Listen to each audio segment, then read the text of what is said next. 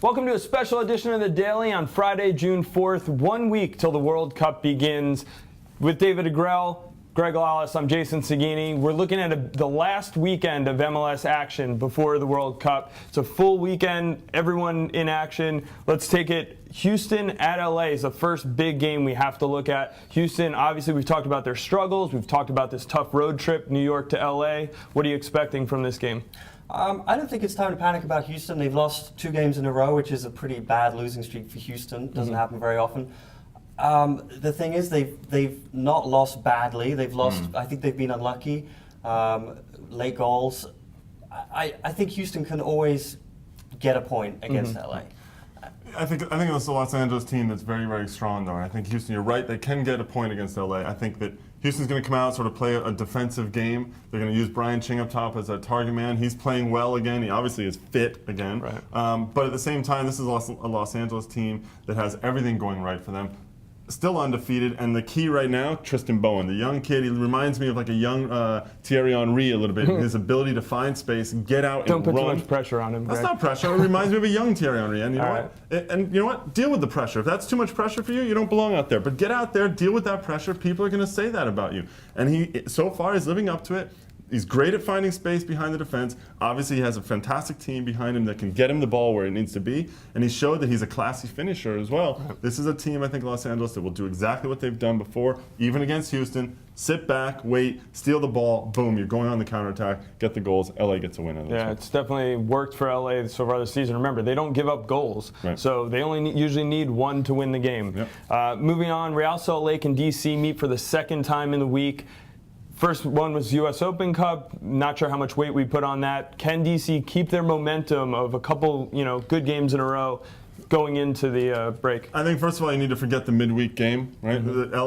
Real Salt Lake didn't play all of their starters. They played some, but not all of them. And this though is a league match. They're going to come back with all their big boys. And looking at the DC backline, I don't think they can deal with Alvaro Saborio, who for me has been one of the best strikers in the league this year. He's strong, he's powerful, he's got a lot of really nice touch on the ball, and there's no one on that DC backline that's going to be able to handle that. No, I think you're right. I think DC will struggle. DC fans will tell you that they've won 3 games in a row, but an Open Cup one of them over AC Milan. AC Milan, significant, right? They beat 2 great teams, but the league is different. People play different, and they did beat RSL midweek, and RSL did play 5 or 6 of their starters, and DC were trying out some of their reserve players. So you could look at that and say, well, maybe they have a chance, but reality it's still the same old DC right now, and they still have a lot to do to get back to where they were a couple of years ago.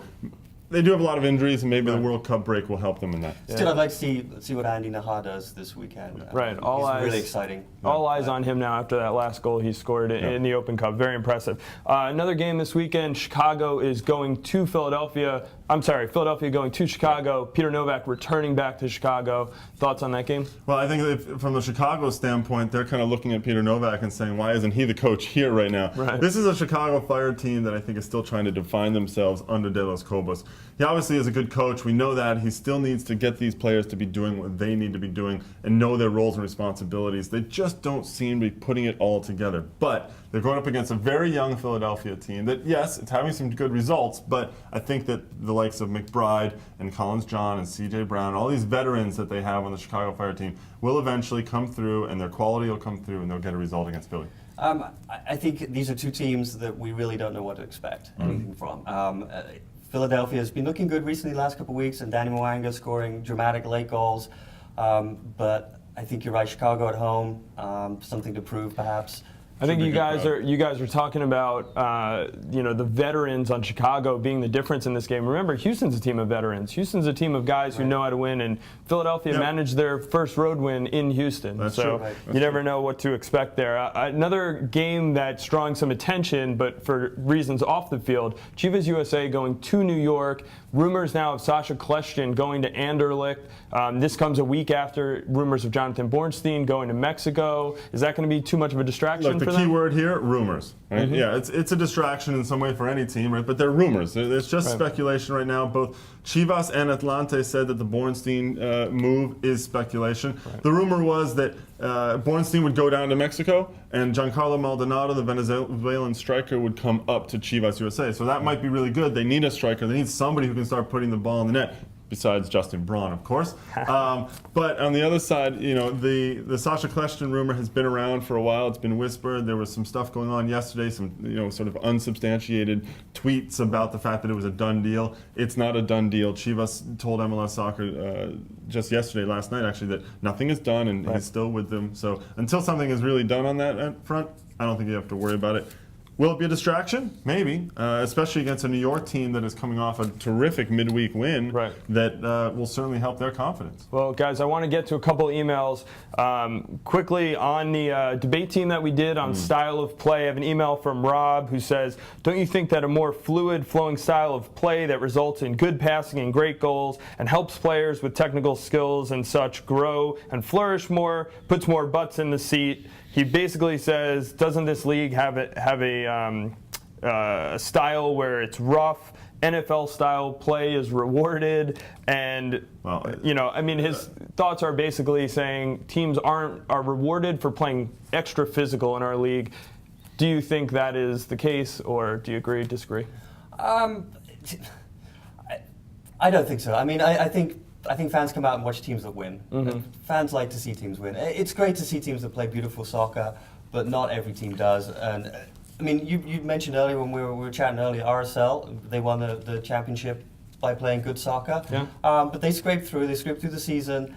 They don't get a lot of butts in the seats. So, well, look, you know, I think what's to say what's beautiful, right?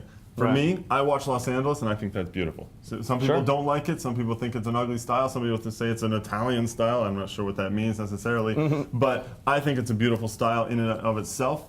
That's just the way it goes. So beauty, eye of the beholder. All right, with the World Cup coming up, I have another question coming from Mark, for an American in Madrid. Is Bocanegra still the captain of the U.S. national team? And if so, why? He basically says that he thinks Landon Donovan should be the captain of this team. Landon Donovan is not ready to be the captain of this team on the international level. That's my take on it. And you know what? Carlos Bocanegra has been the captain for a while. He has the respect of every single player in the locker room. When he says something, everyone in that locker room listens. And same with Landon. I would back you up on that. There's nobody in that locker room who doesn't listen to Landon when he steps up and says something. For Landon, he doesn't want everything riding on him going out the game. He doesn't want to have to be the guy who's the vocal leader all the time. And you know, we'll see if it's successful in this World Cup, if he can lift his game. I think this team has a lot of different leaders on them. Obviously, Tim Howard also another leader. So, all right. Last thing I want to get to: Altidore injured yesterday.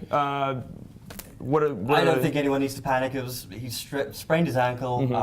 If Tim Howard had broken his hand, I think we can panic. But Altidore spraining his ankle, he's going to be fine. If you can't get over a sprained ankle to play in the World Cup, you don't belong in South Africa anyway. Yeah, we heard Drogba broke his arm. I expect him to still be playing in the World Cup. You don't need a hand. Wrap it up. He's a striker. Well, that's all the time we have for today's Daily. All next week, we'll be releasing plenty of World Cup content. Previews of groups. Players, profiles. We're going to be down in Africa. Jonah Friedman, our managing editor, will be in South Africa starting on Monday. So check it out on MLSsoccer.com. Yep. Stay tuned to MLS Soccer for plenty of World Cup coverage.